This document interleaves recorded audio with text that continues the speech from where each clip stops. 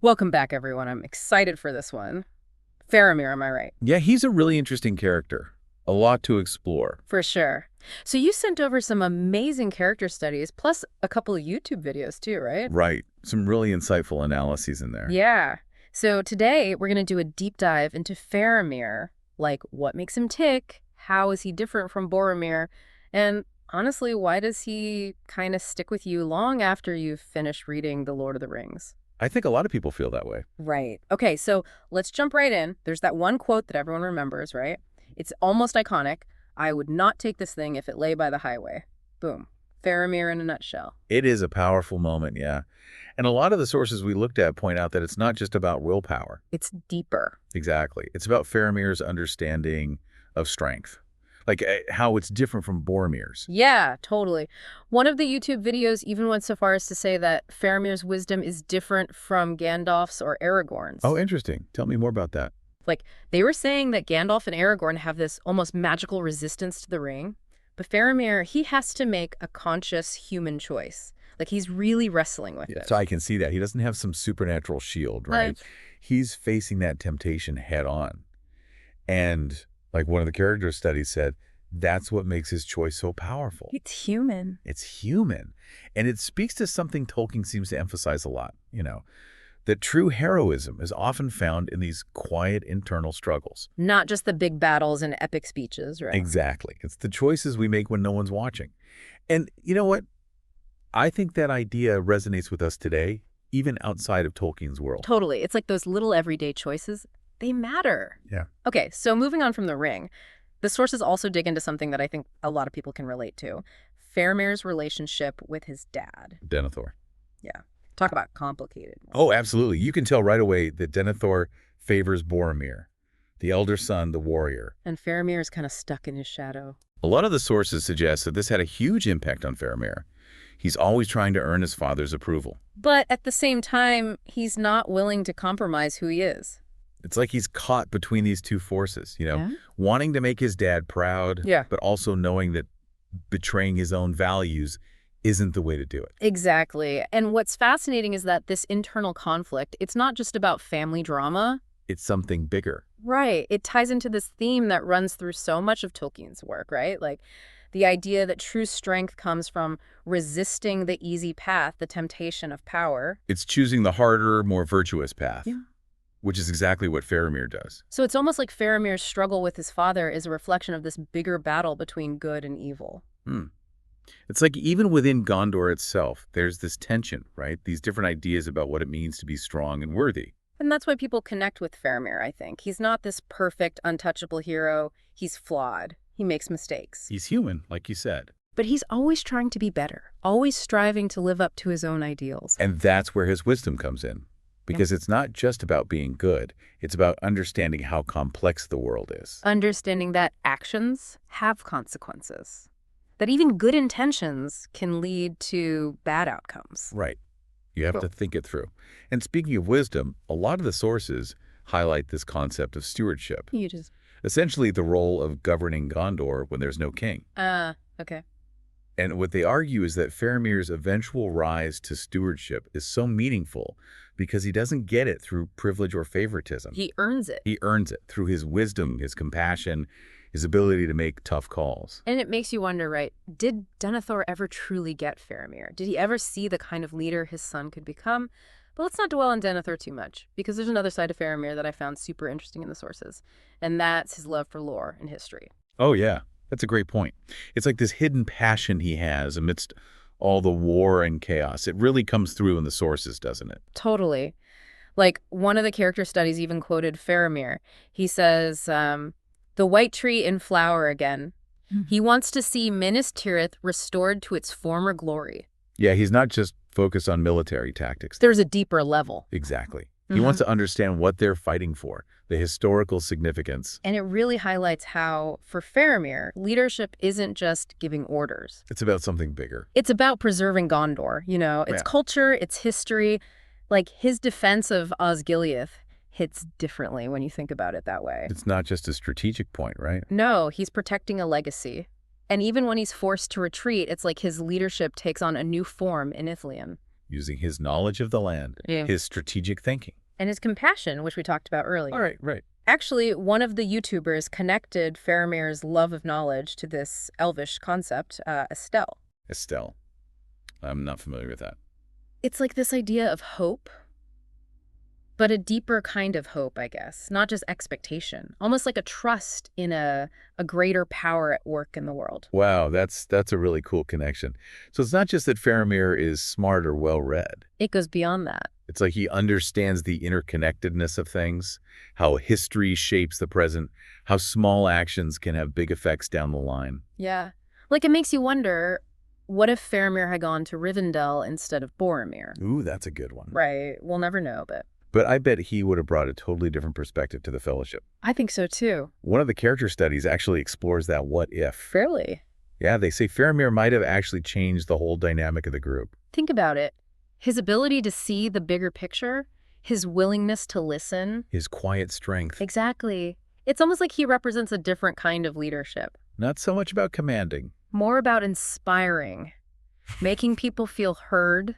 And you really see that in his interactions with Frodo and Sam, don't you? Yeah, he doesn't just see them as hobbits or threats or, just ring bearers. He takes the time to understand them. There's even that moment where Faramir talks about Gandalf. He wishes he had met Gandalf. Like, you can tell he's drawn to that wisdom. He's always seeking knowledge, Yeah. trying to understand the world from every angle. And that's where his compassion shines through, I think. It's not just about being nice, right? No, it's about truly understanding other people, their experiences, their struggles. Motivations. And you know that scene that always gets to me?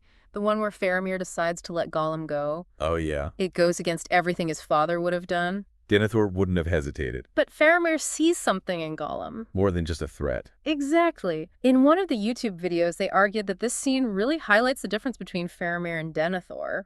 I think I saw that one. Yeah. Like, Denethor would have just seen Gollum as a weapon, a means to an end. But Faramir sees, well, he sees a being who is capable of good and evil, someone who deserves compassion. Even though Gollum is pretty messed up. Right, and ultimately that decision saves the quest. And it shows just how strong Faramir is morally. To choose mercy in that situation, that's incredible. It goes back to his integrity. It's not just about following rules, right? It's about understanding the principles behind them, the moral implications of his choices. That's what lets him resist the ring, but it guides him in even the smallest decisions, too. Right, and it's a huge part of why his relationship with Éowyn is so fascinating. They're both carrying burdens from the war. Scars, you could say. But they find healing in each other. One of the character studies had this really bittersweet observation about their relationship. They called it a gift from Boromir. Whoa. In a way, his death brought them together. It is bittersweet, but there's this beauty to it too, the way these unexpected connections can emerge from loss. And their love isn't just romantic, It's built on this shared understanding, this empathy. A shared sense of purpose too. They both see the world so deeply. They recognize that there's still beauty, even in the darkness. And that reminds me of something the YouTubers talk about, the standing silence. The standing silence. Yeah. It's this ritual that Faramir and his rangers do in Ithilien, like a moment of quiet reflection. Oh, I remember reading about that. They're connecting with the history of Gondor, honoring those who came before them. It's powerful stuff. And it shows that Faramir isn't just a warrior or scholar. He's got this spiritual awareness, too. He recognizes that there's more to life than just the immediate battles and struggles. There's a deeper meaning to it all. And it really makes you think about his leadership, right? How might he have shaped Gondor in the long run? Would he have brought that same sense of reflection and understanding to his role as steward? It's an intriguing question. And it speaks to why Faramir continues to fascinate people. He makes us think about who he was, but also who he could have been. The potential he had to create a more just and compassionate world. Okay, so we can't talk about Faramir without mentioning the films. Oh, yeah. And I have to ask, what are your thoughts on how the filmmakers portrayed him? Because they made some pretty big changes. Yeah, they did. The most controversial one being that scene where Faramir seems tempted by the ring. I know. He even considers taking it back to Gondor. And it's like, hello? Did you even read the book? It completely contradicts everything we know about Faramir's character. his moral compass, his understanding of the ring's power. When I first saw that scene, I was so confused. It felt so out of character. One of the YouTube videos I watched suggested that the change was probably made to add more drama. To make the ring seem even more tempting, right? Yeah, even if it meant sacrificing Faramir's complexity. Which is a shame. It is. But it raises some interesting questions about adapting books to film. Like, how do you stay true to the source material? While still telling a good story on screen. And it's especially hard with a character like Faramir.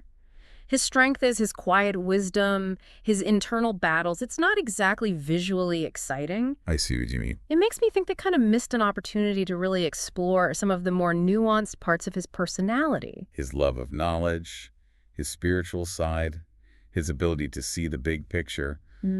Those are all harder to show on screen. It is, but those are the things that make him so interesting in the books. Right. And I think a lot of Tolkien fans felt like something was missing in the films. So yeah, it's up to each person to decide which portrayal they like better. But I think it's important to acknowledge that the films, while entertaining, don't quite do Faramir justice. They just couldn't capture his full depths. Exactly. They got the basics, you know. The brave captain, the son who wants to prove himself. But yeah, they missed that deeper stuff. Like his brain. The guy's a total bookworm. And there's that spiritual side to him, too. Like a real thoughtfulness. Makes you wonder what Tolkien would have thought of the movies. He was pretty particular about his work, right? Oh yeah, for sure. From his letters, we know he had strong opinions about how The Lord of the Rings should be interpreted. It's hard to say, but I bet he would have liked seeing Middle-earth on the big screen. Yeah, the visuals are amazing. Totally. But I also think he might have been bummed about some of the changes they made, especially to the characters, like their motivations, you know? Yeah, and some of the deeper themes kind of got lost in the adaptation, too. Speaking of which, something just popped into my head. One of the character studies mentioned this idea that Faramir represents a different kind of masculinity. Oh, interesting. How so? Well, it's like in Middle-earth, it's all about war and battles and strength, right? Classic epic fantasy stuff. Exactly. But Faramir, he's different. He's intelligent, compassionate, emotionally aware. So he's not just a tough guy. Right.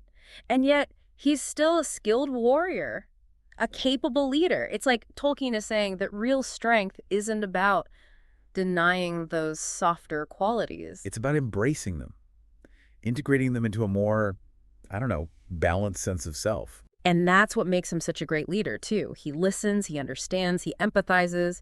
He's willing to make tough choices, even if they're not popular. He's got that bigger picture in mind. Yeah. Always. Yeah, and one of the YouTube videos even argued that Faramir's leadership style is actually more effective in the long run than Denethor's. Like, Denethor was all about ruthlessness. Win at any cost. Exactly. But it ended up alienating people and creating this sense of despair within Gondor.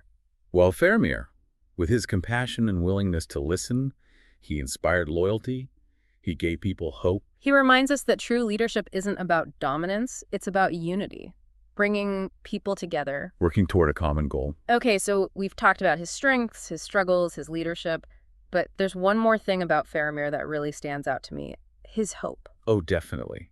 Even when things are super dark, he never gives up on the possibility of a better future. And it's not just naive optimism either. It's a deep-seated belief that good will ultimately triumph. Like that elvish concept of Estelle that we talked about earlier.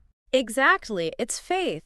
It's understanding that there are forces at work that we might not fully grasp, but they're guiding us towards something greater. That's a beautiful way to put it. So as we wrap up our deep dive into Faramir, I have a question for you listening at home.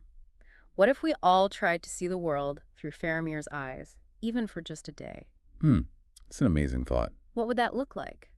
To value knowledge and wisdom as much as strength. To let compassion be our guide. To hold on to hope, even when it feels like all is lost. It wouldn't be easy, but I think it would be worth striving for. I think so too. Maybe, just maybe, Faramir's example can inspire us all to be a little better, a little wiser, and a little kinder. And that might be all it takes to make the world a little brighter. Thanks for joining us on this deep dive into Faramir. We'll be back soon with another look at the amazing characters, themes, and ideas of The Lord of the Rings.